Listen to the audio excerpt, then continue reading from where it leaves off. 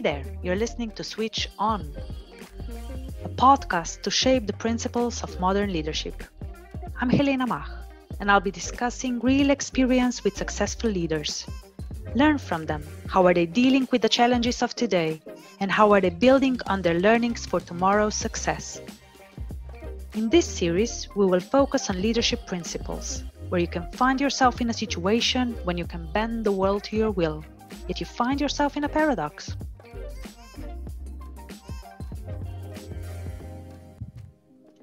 Welcome to Switch On. Not so long ago, time has stopped for many of us, while on the other hand, the time has accelerated. I know how this sounds. It's like a paradox. Certain aspects of our economy had to respond fast to this unpredicted crisis. It was a ride, but it was not all bad. For me, recent experience has put things in perspective, what we need and what we don't, what matters to us, how flexible we are to embrace change and act on it. Less is more may sound like a cliché. In reality, it helps us to concentrate on what matters most to us and what we need to focus on. So I feel privileged to be able to have this discussion with Irena Turšič, Adriatic Mediterranean and Black Sea District HR business partner at Bureau Veritas. Welcome, Irena. Hi. Irena, you come from an international enterprise environment, having IT services and engineering background. But currently you're active in a testing, inspection, certification service segment. Tell us more. My name is Irena. I'm coming from Bureau Veritas, the company dealing with technical services. Basically, with the technical services, I work for over 25 years now, mostly in general HR role.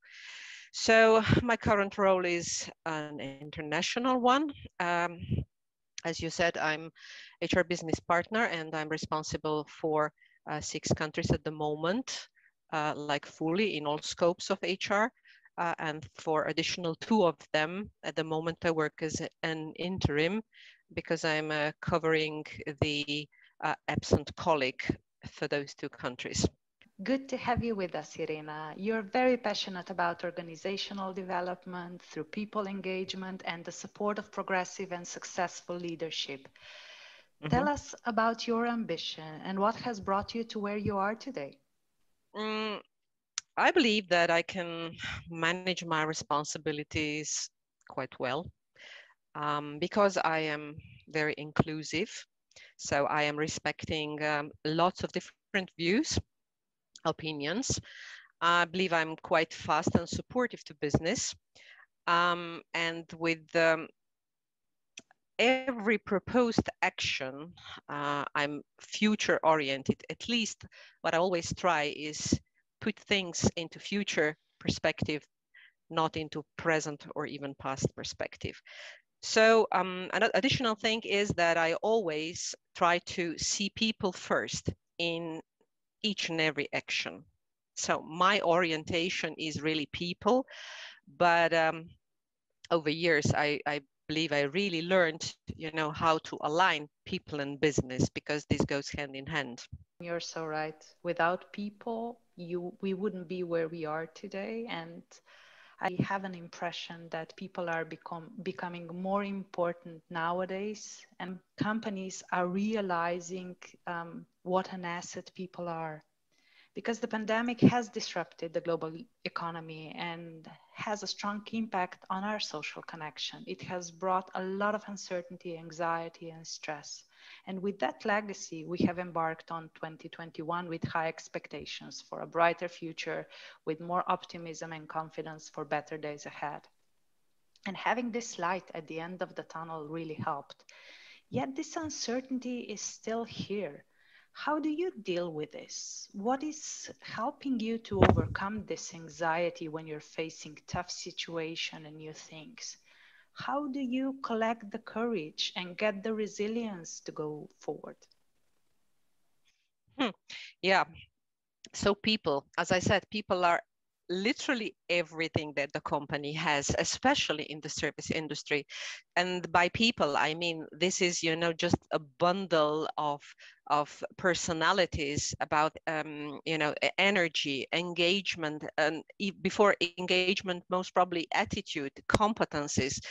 And all these can, you know, create a success story, or on the other side, maybe even not. So when you speak about, you know, the 2020 actually, where the COVID era started, you know, then it was, at least from the very beginning, that brought lots of uncertainty, lots of anxiety and stress. But I would say that was the mainly present in the wave one of these pandemics, where nobody really had a good idea what happened, where we are, where we go. There were no answers available for basically anything. We just stayed at home in a lockdown. For instance, I remember I literally landed into a lockdown because I just, you know, came back from the last business trip abroad. And I still remember when I was asking, well, I said, well, that's nothing. I mean, that will just, you know, pass very quickly. But then I was noticing people hysterically buying groceries, you know, and storing food, like robbing the supermarkets. And I said, oh my God, maybe I'm really wrong. So it might be there, you know, the end of the world is coming. So the first fear that was noticeable was basically a fear of hunger, which is a really, really very basic one.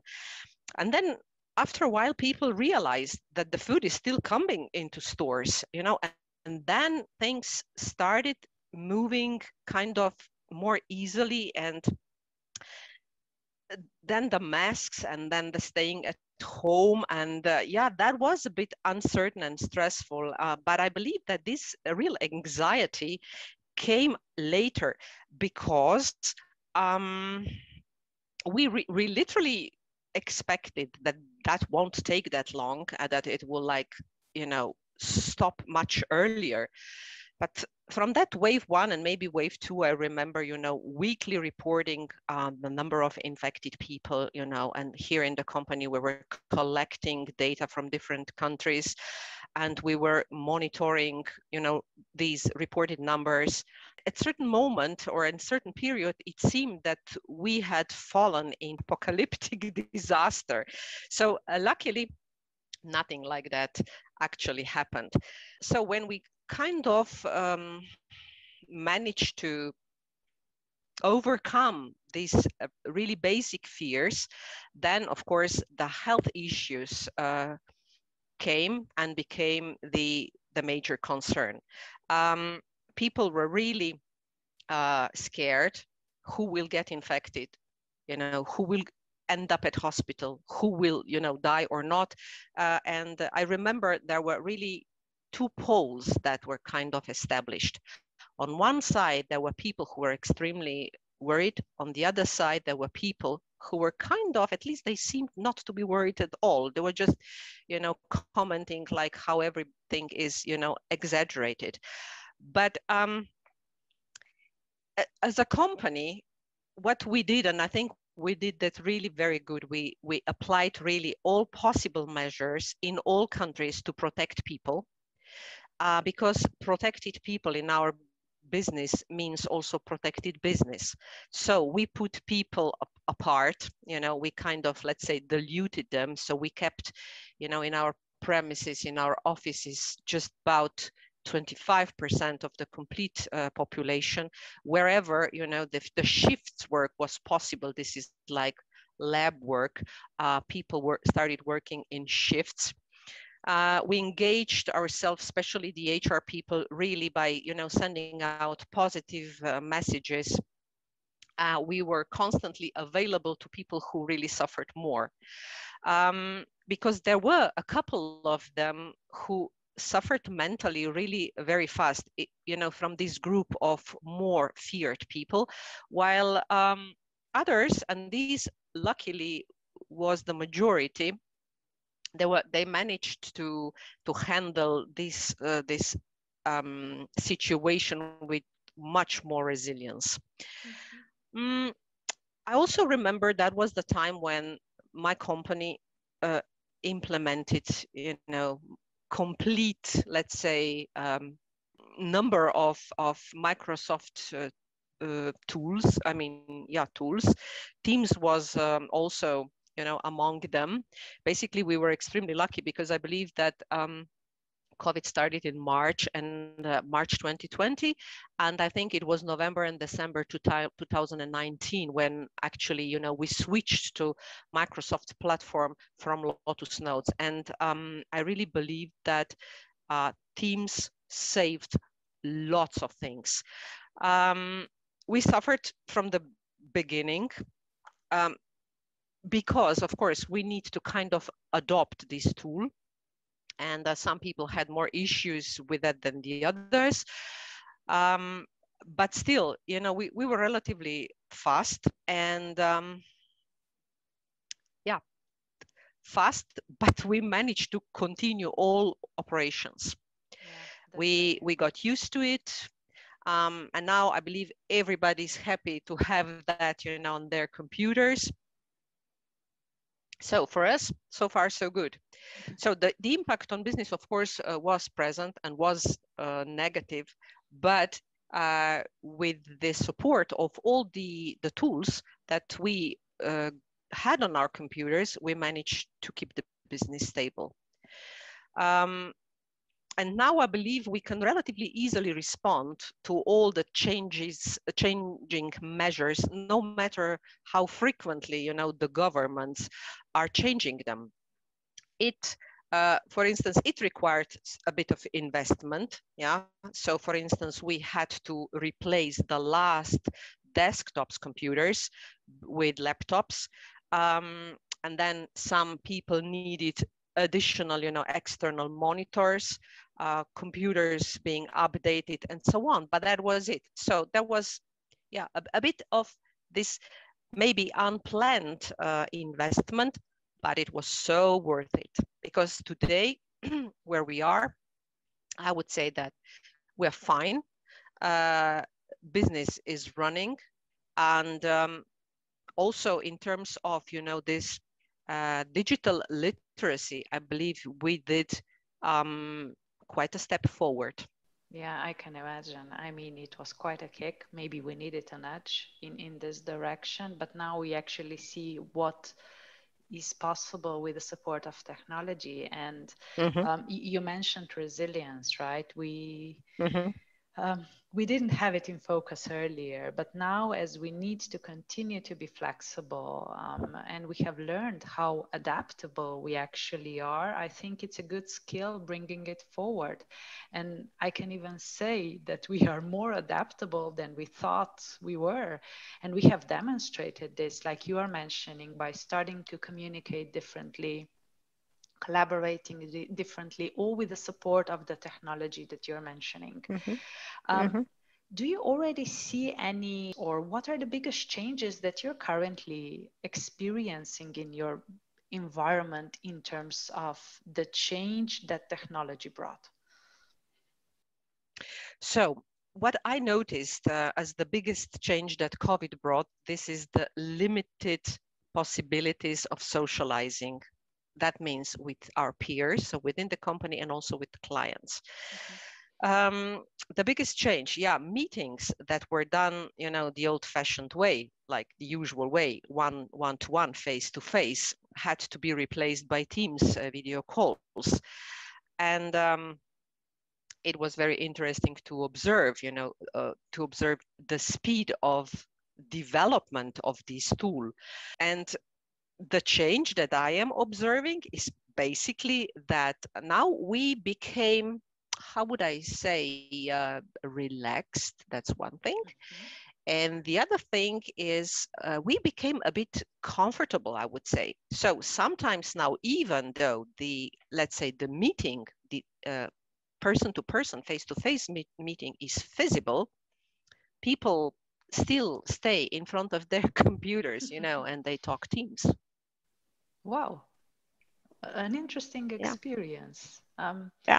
I guess working in this international environment in a remote capacity is unique, but it's really not new, right? Like you mentioned, the situation that we faced actually forced us to embrace it, right? There was no other option Hmm. how to do it otherwise.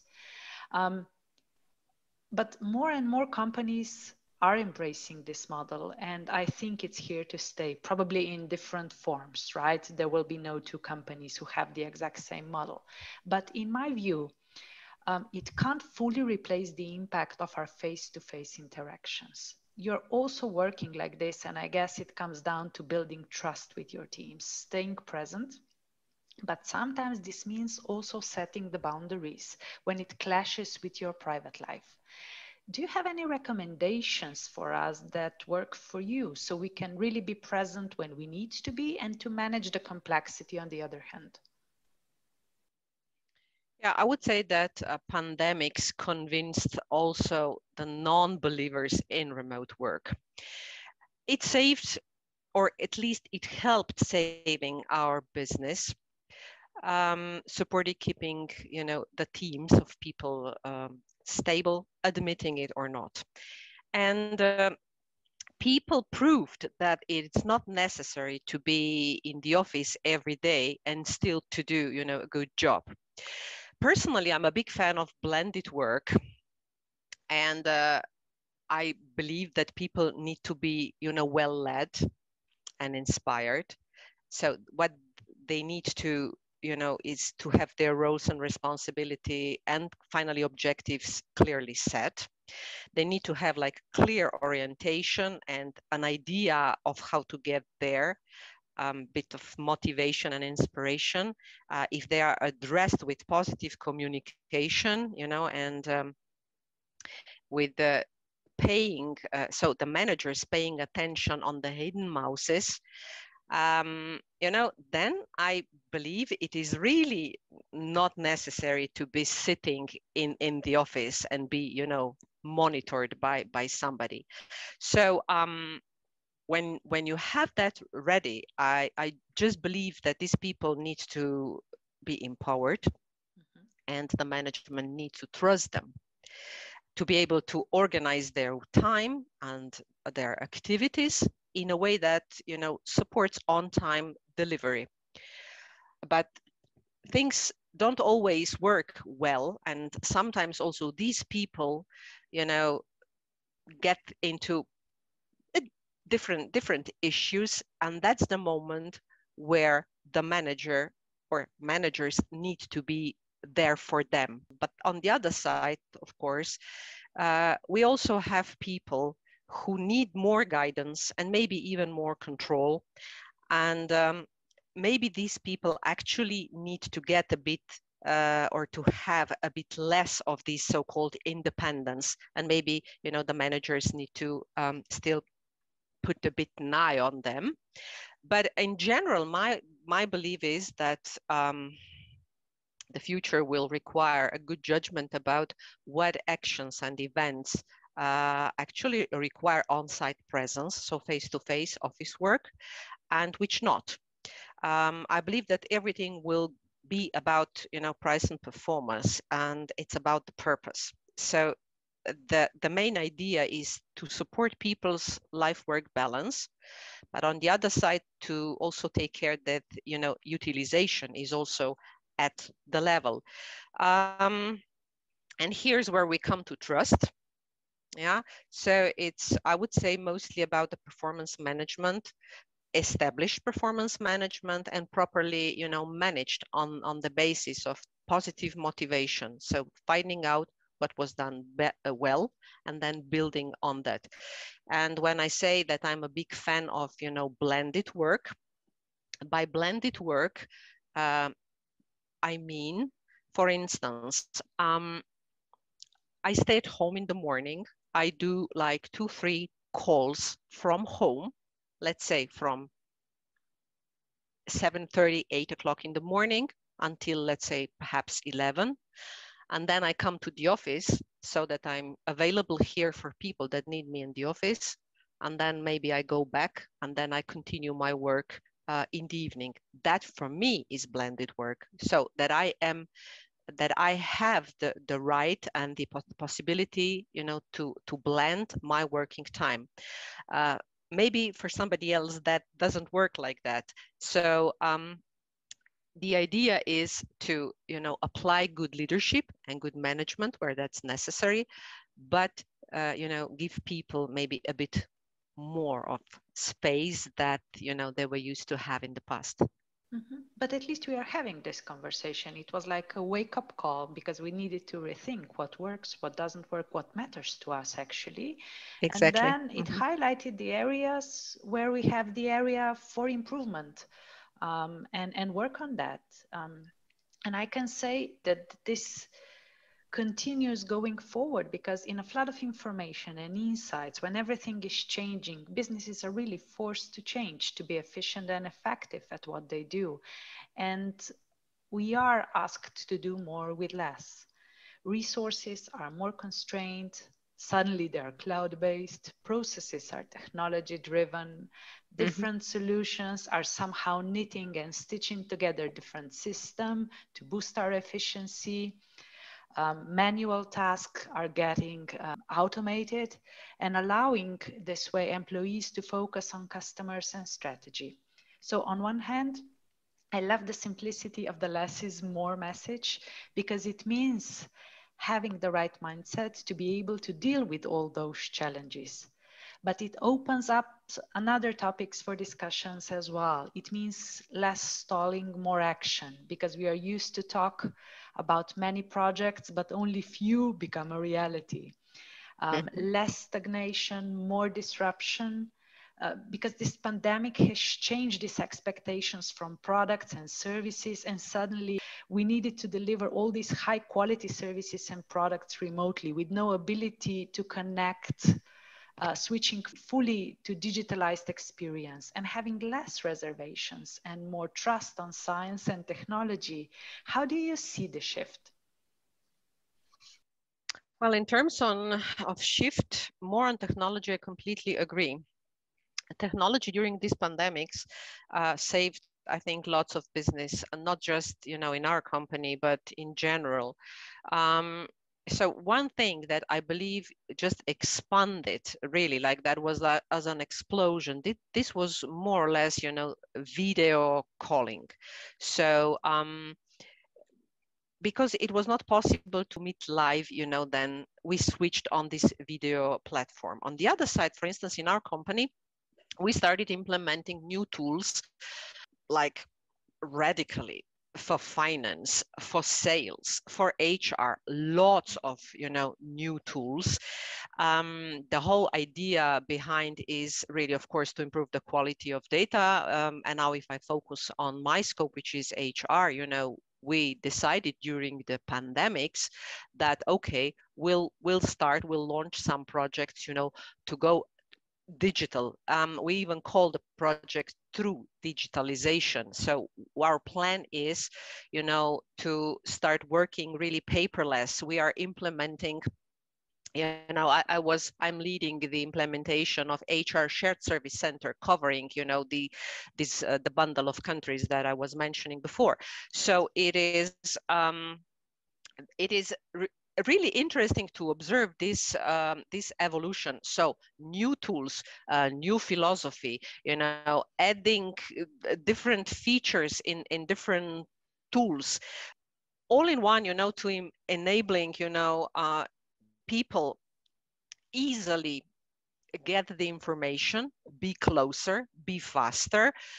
So to improve the quality of everything that we, take into our hands. And for me, 2 years ago or a year and a half ago, that was hard to imagine. I mean, for me, it was, and for my colleagues in HR function, was extremely, intensive.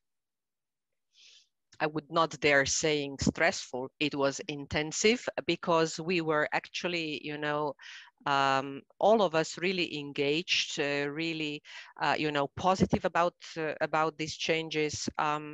This improvement, actually, these steps forward that we are currently making. So I see this shift personally as something very, very good. But of course, I'm maybe a bit, infected by IT because I joined this company after, I think, 17 years working in IT industry. So for me, this is like coming home, and I'm, really very cool with that. Perhaps not everybody is, but I really believe that this is the right way. Yeah, I mean, like you're mentioning, all new coming toward us and all coming at once. Um, Yeah.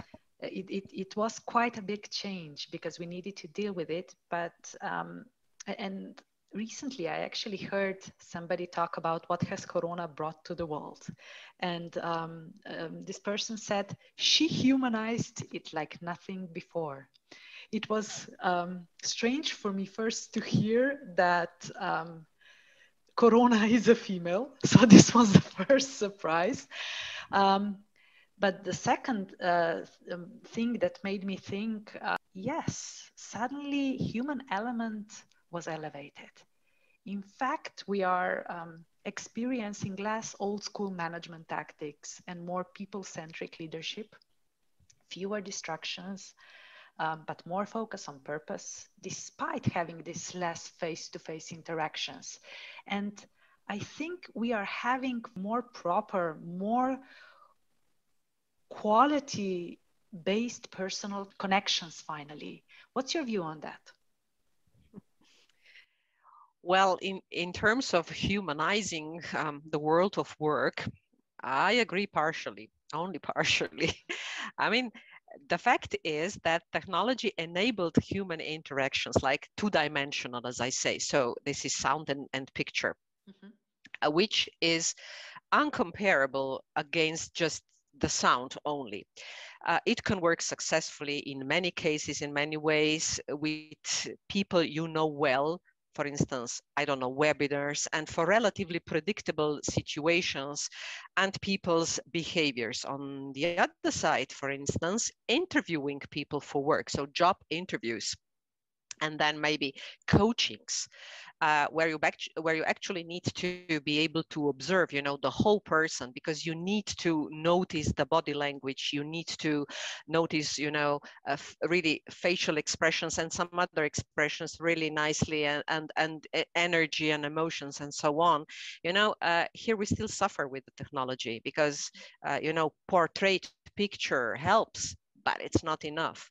So to be able to feel the person, you simply need to somehow, organize, assure, grant a face-to-face meeting. So this still matters. And about the old school management tactics, I would say they didn't disappear. They didn't disappear. Maybe they, were hidden a bit for some time.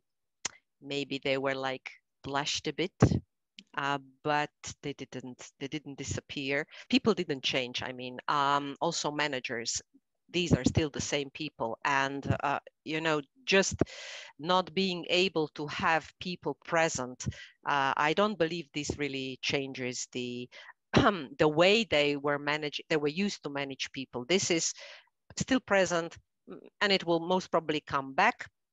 On the other side, however, is true that especially, during this most difficult period last year, let's say March, April, May, perhaps, when the situation was really stressful, and when, as we said at the beginning, when fear and anxiety was there, I did have an impression that people in general, I don't mean managers by that, I mean like in general, did, care a bit more. They were like genuinely worried about if somebody did not appear, they were checking on people. And I think that they were more patient.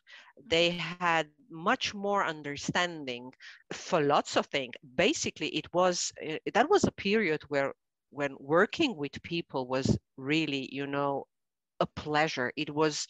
it was nicer, more friendly, maybe even a bit slower. People didn't rush that much. People didn't push that much.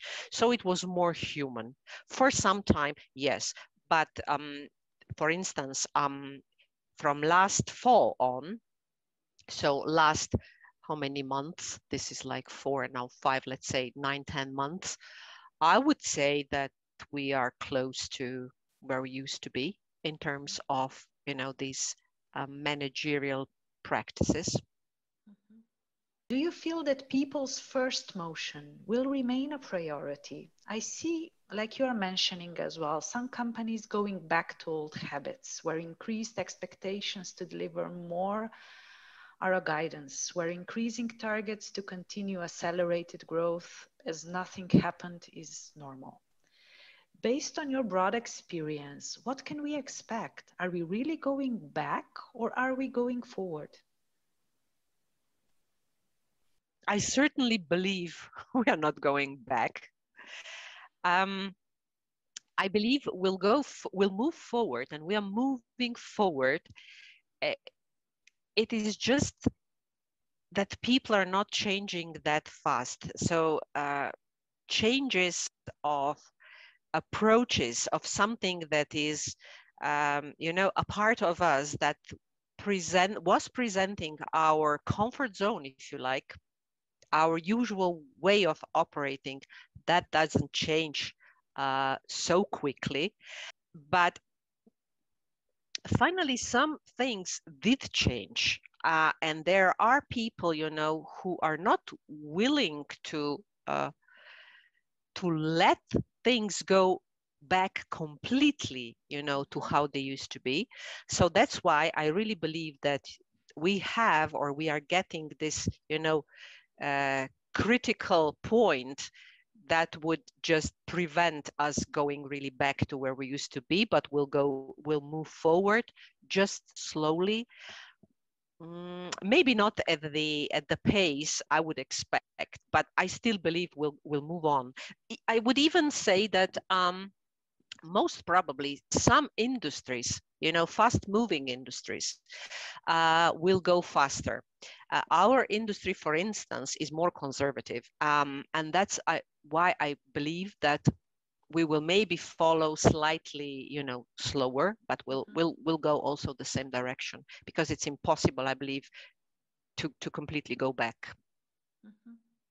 I think that we tested some new approaches, we tried some new practices, and I think those that really worked, that resonated with people, might stay. Of course, Mm-hmm. not all of them, but what makes sense for sure. But now that people are slowly going back to the offices, I could also say finally, right? Employees' well-being and safety is a very important topic. Do you maybe see any new patterns emerging, or have you noticed any good practices that could actually stay and become new norms? I would say that work dynamics was adjusted to the situation. For instance, in our company, nobody lost the job. I, for me, that is, an incredible achievement. So no downsizing happened. And the energy in team was better during pandemics than before. I will not continue, I will not go further. It seems, that I was saying before, there were some people who were really frightened and stayed at home, and there were people who are, more courage, more brave, and they're coming to the office. And maybe, I don't know, just maybe, this is now we work with, this group of people who is every day here. So I hope you understand what I mean. So these people are in majority, they're more positive. They are still, wanting to push. They still want to achieve. And that's perhaps why, the energy is really at a better level. We are all very constructive, we're trying to think about, new approaches of work, lots of new, even I would say the level of trying to innovate is present and is very here. Before 2 years ago, year and a half ago, it was not exactly like that. Then people in general are more attentive to each other, so they care, they come, they check on the others who are in the office. So we were observing, we were noticing more happiness with the ones who were coming or who are coming to the office compared to the ones who are absent for quite a long time already. What we also observed, is we let people work as they preferred. So we did that simply to keep the impression that they are safe for whatever option, they decided. And this feeling of safety really positively impacted engagement of people. Besides the more flexible, working day, which on the other side finally was extended due to home work, to the schooling of children, preparing meals. What was all in this, the whole bag. It was not just work. There were children, there were families, there were lots of things, and lots of family obligations. So I believe that sooner than perhaps expected in this cultural space, we'll go back to pre-pandemic routine. But in terms of results, I think you mentioned that nothing less was expected. The budget remained as it was. For instance, comparison 2020 versus 2021 on the budget level shows growth, both in revenues and profit. So it's just a sign that we need to think very good how to increase sales and revenue on one side, and on the other side, how not to increase the cost. So this is where we are putting now our attention. And so currently it seems that there are expectations to bring people back to offices here. I mean, we are still like we were half a year ago. So I said about 25% people present. And some people are quite reluctant to actually come back to the office. So I believe that some good exercise discussions and evaluations will have to be made soon. It's hard to say where we'll go, but I believe it will really never again be exactly as it used to be, despite, what I said, that we'll slowly come back. And there are some new work patterns that appeared. There are some new behaviors that, evolved and appeared. So this, I believe, will stay. This will stay. It also become, I believe, quite obvious that the management practices will have to change, at least in certain aspects. Also for reasons that are not COVID related, but maybe for other reasons that are present on the market right now, which is the big lack of skilled people on the labor market in Slovenia. It's actually hard to explain when, in a way, everything seems to be the same, but you feel that it is not exactly the same. No, it's so much different. Yeah. I think actually a lot has changed, especially our own perspectives. Like you're mentioning, right? On the first glance, matters seem the same, but our attitude, our approach to them has changed significantly. And this has left, I would say, strong impact on both our professional and our personal lives. And I think people are, on one hand, very happy to embrace this new change going back. On the other hand, they need to find again this work-life balance. And some are already talking about it, considering it a myth. But technology is also enabling us to be more flexible than ever, really empowering us to own our day as we deem fit and to find a new work-life balance, even though the two are becoming more and more integrated. Do you have any recipe how to get comfortable both with managing the business and life when the two overlap? Well, I don't have really a recipe, to be honest. What I'm noticing is that basically I have to deal with two groups of people even there. So there's one group who are really like 8 to 4 or 9 to 5 oriented. So, they want to just, close the office and forget about work until the next day. And then there's another group where people like, for instance, I'm a part of that, but we are the people who are judged many times, like you don't have any other life, you just work. In fact, it is not. It is what I described before. It is really the way when I literally blend business and private, and I don't suffer that way. It is I believe namely that this old-fashioned 9 to 5 work will slowly disappear. And I also believe that that will be a direct consequence of applied technology. Why? Because it's available on all devices. It's everywhere. You simply cannot escape. You have it on your laptop, you have it on tablet, you have it on phone, everything is beeping, reminders everywhere. Basically, Right.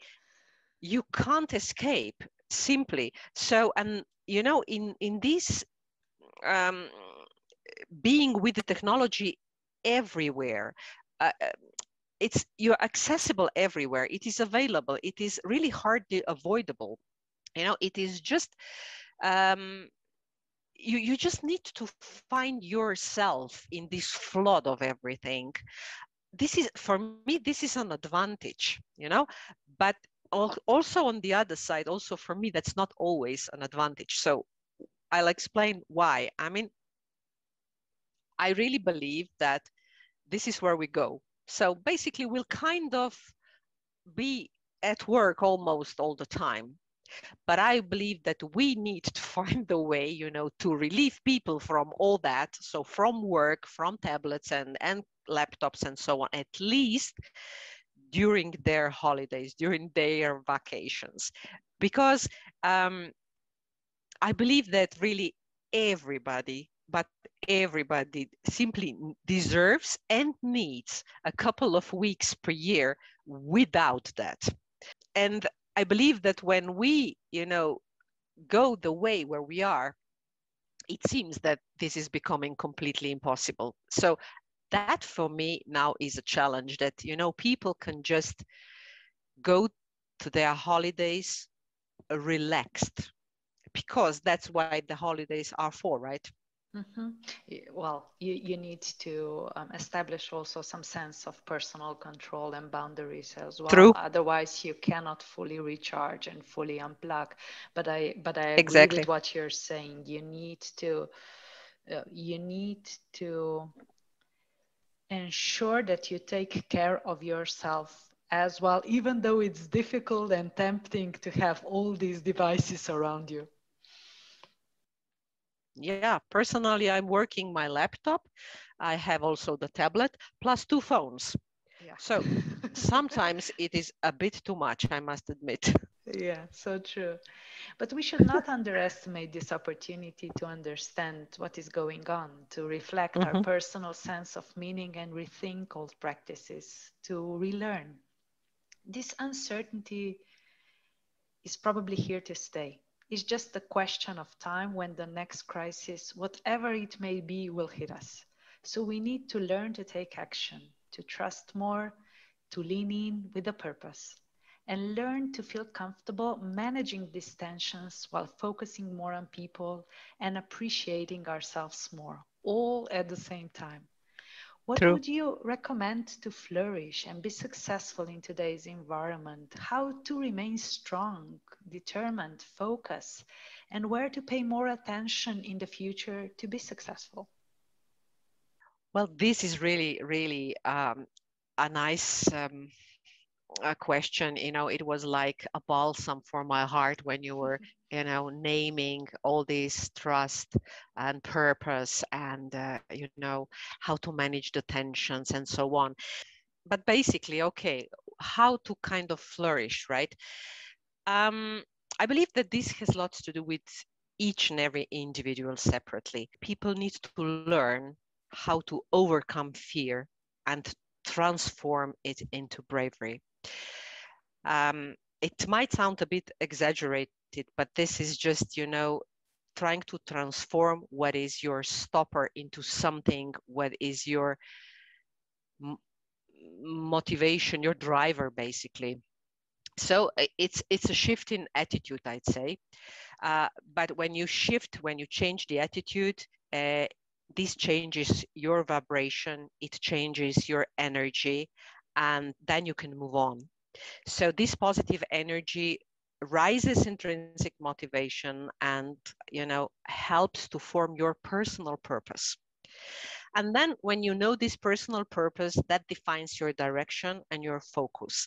And here comes the topic, in my opinion, where you have to find the alignment with organizational direction, objectives, purpose, values, if you like. So that's why I believe that, the simple usual coming to work will go extinct, will disappear.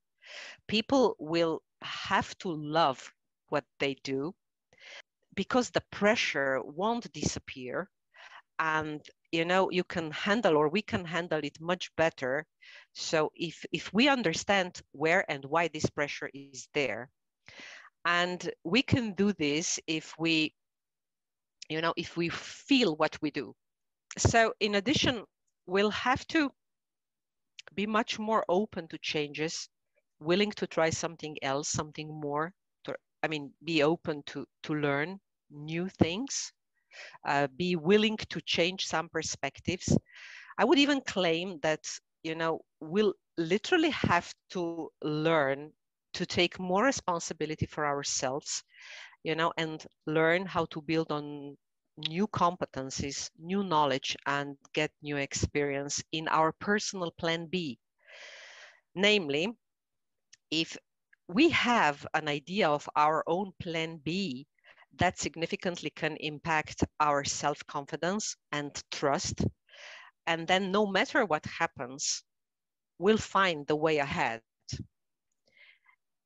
So everything starts in us, and each of us is just, a small stone, a small jewel in this bigger picture of an organization. So that's, I believe, how we can flourish, because we can flourish only if we make ourselves flourish, because nobody can do that instead of us. Wow, what an encouragement. Thank you, Irena, for a kind reminder of keeping Plan B ready. It's an important one. It has been a real and absolute pleasure to have this discussion with you. What a marvelous conclusion. You have given us a lot to consider while moving forward. Thank you so much for the inspiration and for joining us. Thank you. The pleasure is all mine. Thank you, Helena. Great to have you with us. Thank you. What a motivational conversation. I feel privileged to learn from Irena. She said it beautifully. Looking forward means we need to remain optimistic and ambitious. It also means we need to learn how to transform our fears into bravery to fuel our motivation, and embrace the change to help us manage the anxiety and increasing pressure better. The change starts with us, with our readiness to learn and grow. This podcast is brought to you by Drop of Milk, an impact-driven business consultancy and expert on customer-focused digital transformation. You can learn more at dropofmilk.com.